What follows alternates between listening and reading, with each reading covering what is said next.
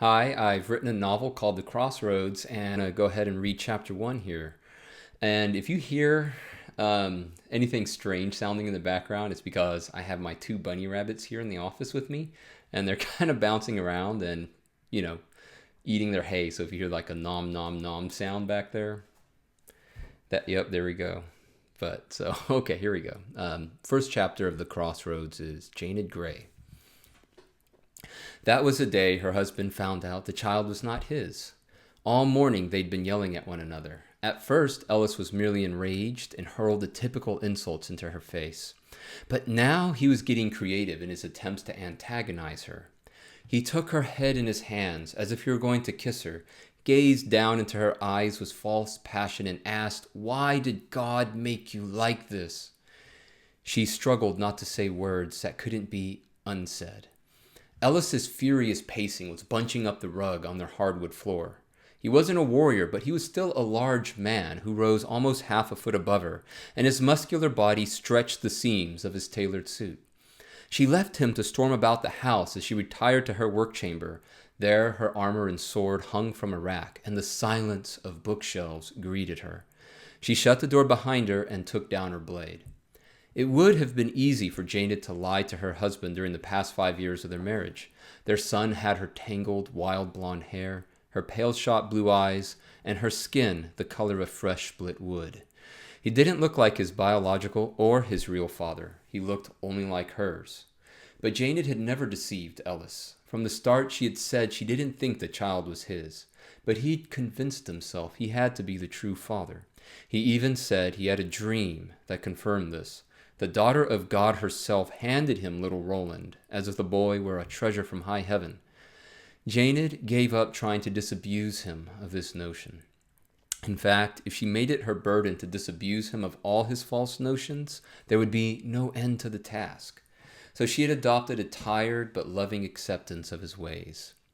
At her mahogany desk, she pulled her sword from its wooden sheath and placed it gently atop a two-pronged, felt-coated stand. The sword was a curved officer's blade, and it was coated in oil that smelled of cloves. Its surface was so polished that she could read the gilt titles of the 16-volume encyclopedia behind her. "Jaynid," Ellis said through the door, "can I come in?" She opened her top desk drawer and took out a painter's cloth, a cheesecloth ball full of stone powder and a clay jug. She batted the cheesecloth ball along the length of her blade, leaving a trail of chalky white stone powder along it. She then used the painter's cloth, which had been repurposed for this task, to wipe the sword using long, continuous motions going from its hilt to its tip. She reapplied the stone powder and repeated this process several times, determined to use cloth and powder to banish any minute trace of dirt, moisture, or grime.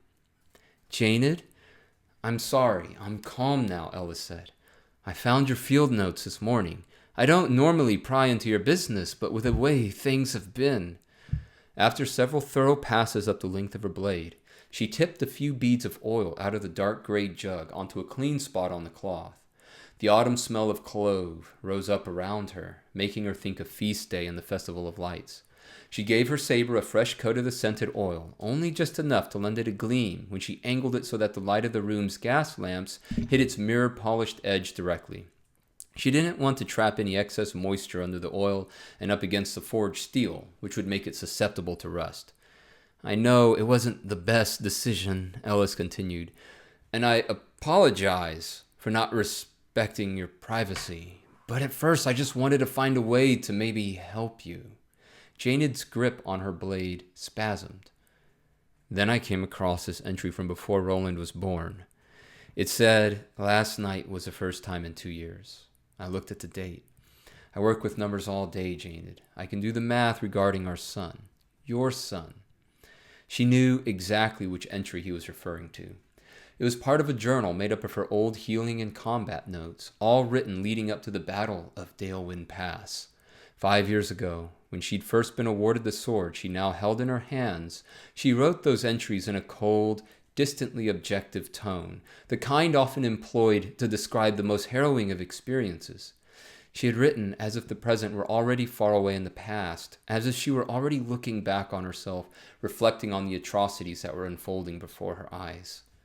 Honestly, if Roland had been born a bit prematurely, he still might have been mine, Ellis said, his voice so low now that Jaynid could barely hear him. But I remember the healers at the sanctuary cooing over how healthy and fat he was. If you'd waited just a little longer to have your indiscretion, I never would have guessed. So at last, where Jaynid herself could not convince him, simple dates and arithmetic could. He was, after all, a ledger man at the Bank of Powdershire. Did you read the rest of my journal? Jaynid asked. Her voice was weary and low. Why? What else is in it? Ellis asked. Jaynid returned her attention to her saber. She checked the 2 pegs that held the blade locked into its handle. As per military regulations, all sabers came with 1 bamboo and 1 bronze peg. The former was to be supple, to deform before breaking. The latter was to be strong, even if brittle, to require a terrible amount of force before snapping. Jaynid had seen many swords broken in battle, sometimes ruined by tearing out of their handles, often mangling the wielder's hands in the process. I read it, Ellis said in a tone of confession. Most of it, anyway. Look, I'll leave you alone. His footsteps retreated from the door. In her desk, Jaynid had dozens of extra bamboo and bronze pegs, and she replaced both of the ones in her sword's handle, even though they were undamaged. Afterwards, with the now dirty painter's cloth held over its opening, she banged the scabbard against her thigh, knocking out loose dust and wood chips. When she removed the cloth, it harbored only a few flecks of sawdust, which seemed to always be present inside the sheath, no matter how much time went by. She produced another painter's cloth from the top left desk drawer and took up her cheesecloth ball again.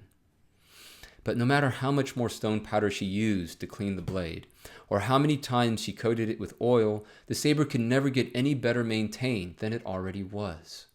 She remembered Dalewind Pass, and the Nightlanders she'd faced with the sword in her hands. She remembered the mists and the gaunt eyes in the dark, the sharp whispers of their arrows, the way their mirror armor fractured the moonlight into countless jagged shards of silver. She remembered her first kill of a mother given over to the wilding taint. She remembered how much harder she studied medicine after that, how much she felt her mind suffused into her work with her patients, how her hands demanded life of their bodies even when their bodies said no. But that woman who was given over to the wilding was the worst. The way she held her own child underwater, the way she could not be saved, the way Jaynid had no choice. But of course, she hadn't always hated the Nightlanders. There was a time when she had an open-minded view, when she referred to them by the name they used to refer to themselves, the Sunset Nations. After all, their tribes were the birthplace of science, and her own country of Gallant certainly didn't have a sterling history in its dealings with them. But after Dalewind Pass, Jaynid's views had changed. She no longer cared about what was humane, kind, or political. She believed that the objectively correct view, supported by hard evidence, was that the Nightlanders were nothing more than savages with microscopes. She nearly dropped her sword. She had the strange sensation of stepping back into herself after being away for a long time. She steadied the blade in her hands and polished it again. When the chamber's large mother-of-pearl back clock announced the arrival of noon, Ellis burst in through the door. Jaynid snapped out of her meditative routine, not even realizing how many hours had passed. Her husband's normally merry eyes were fever bright, and even though he never drank as a rule, the smell of spirits was heavy on him. His 6-foot-tall frame swayed, and his handsome banker's face, normally the shade of tree bark after rain, was pale. He had the crazed look of the broken-hearted. "Ellis, please don't startle me," Jaynid said. He got down on his knees beside her desk, clasped his shaking hands, and said, "Why have you done this to us? Why have you ruined us?" When Jaynid didn't reply, or even meet his gaze, his voice rose. "Why are you a rotting bog of filth?" He banged his prayer hands on the side of her desk. "A harvester of an innocent man's life. 5 years. I've lost half a decade." Jaynid set her sword down onto its 2-pronged stand and decided it was time to put an end to his theatrics. She couldn't help but sense that her husband's anger was about something else entirely, and this was just a viable excuse for him to vent his rage. I'm not going to apologize for anything I did while I was at war, she said. Those days are behind me, and you knew who you were marrying before you said your vows. Did you love him? Ellis asked. I was fighting for our country. She made an empty gesture at the air, frustrated at the disconnect between what she meant and what she knew people heard in her words. No, actually, I wasn't. I was fighting for something better. I was fighting for my friends. I was fighting for the men and women there beside me, and we saw things you wouldn't understand. Did you love him? Ellis asked. You read my journal about the Borderland War. Don't you realize that war never ended? People are dying right now. Don't you realize we might lose? Do you love him still? Ellis! Her child's biological father was named Martin, and she hadn't seen him since the end of the Dalewind Pass campaign 5 years ago. She met him in the barracks when he was a new recruit, a fucking new guy. All the veterans who'd actually fought the Nightlanders face-to-face treated new recruits terribly. In their parlance, the newbies didn't rate. All those fresh faces, that fake toughness, those ideas about making a difference on the battlefield against an enemy none of them even understood. Jaynid herself participated in hazing and degrading the newcomers, especially those who snored at night. But Martin had such an earnest face, such helpless eyes, such a palpable desperation to belong, that she let him sit with her in the mess hall. Her motivation was simple. As a healer, she didn't want to feel guilty when she was either amputating his limbs or closing his eyes for the last time. Being kind when it was cheap to be kind was the best investment for her own sake. Later, after a long day of sewing shut the grimaces in people's flesh, putting severed limbs in a canvas tote bag, and even watching a fellow veteran give in to the wilding, she decided life was paper thin. A clumsily made paper boat on a river that could turn into frothing white rapids at any moment without warning. She took Martin behind the barracks after first watch. She engulfed his flesh. She subsumed him. He worked himself into a frenzy, and she watched contemplatively as some wild, indecent animal broke through his innocent features. He annoyed her when he said, "Thank you," afterwards. The next morning, she worked with calm as she sedated a soldier who'd broken his leg falling from a battle charger. Her countrymen and the Nightlanders met in shock warfare just 24 paces away. The hawk screams of musket shot went off overhead. The sound of swords clashing with swords resounded in the air, but she hummed as she worked, her hands steady.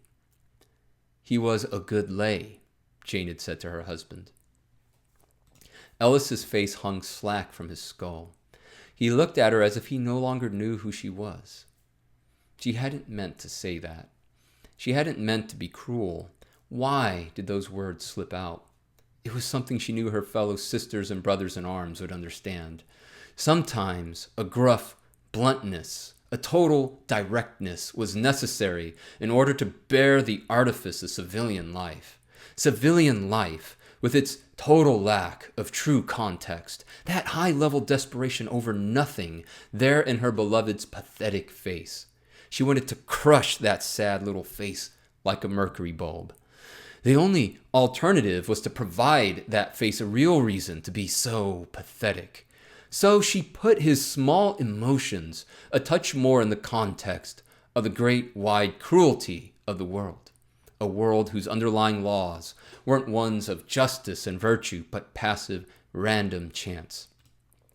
If there was a God, Jaynid believed he reclined on a sofa, pared his fingernails, and kept his bare feet up on a stool while his tiny creation screamed tiny little screeches on the floor beside him. She conveyed all this with just a little harmless dose of cruelty. A good lay. Could her husband ever possibly understand this? She took up her sword again. Ellis snapped out of his trance of pain. Despite what our queen would have us believe, you're right, he said. That war is still going on. And you're right, we still might lose. He was a tall man, but now he was hunched over, as if he wanted to take up less space in the world. He redid his dark blue tie and wandered out of the door. Jaynid was left angry with herself. not for snatching at a spark of life during an awful military campaign all those years ago, but for breaking her composure now.